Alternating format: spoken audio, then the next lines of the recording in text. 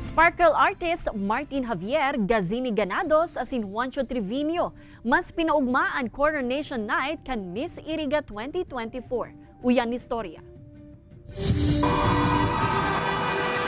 Nagruso ang kadakol na Bicolano gikan sa manlain-lain na lugar sa Bicol Region sa siyudad nin Iriga kan Hunyo 11 para personal na suportahan sa indama kandidata sa Miss Iriga 2024 na ginibo sa Iriga City Sports Center. Ang 17 kandidata nagpatiribayan sa swimsuit as in evening gown competition kung sain matrayumpong nakuha ni Katrina Claudia Hamin ang Corona Como Miss Iriga 2024. Ang Coronation Night kan Miss Iriga 2024 mas pinakinang paninda Sparkle artist Martin Javier as in Miss Universe Philippines 2019. Gazini Ganados na host ka na sambitan ng event. Mas nadagdagan pa ang kaugmahan kan mga Bicolano kan magluwas na si kapuso Sparkle artist Juancho Trevino na pigharan asin pinakilig ang mga kandidata kan Miss Iriga.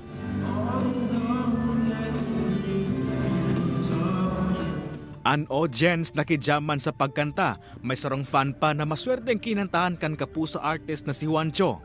Napakasaya ko po kasi isa to sa mga favorite na hinost ko na pageant last year at syempre isa rin sa mga nilulook forward ko na lugar na mapuntahan ulit. Ang malaking pasasalamat ko sa mainit na pagtanggap sa amin dito.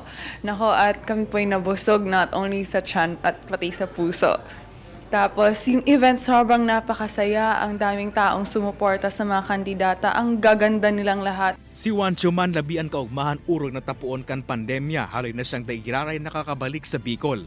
Feels good to see a lot of new faces also. So very happy ako at very warm din yung welcome kasi nila. So happy.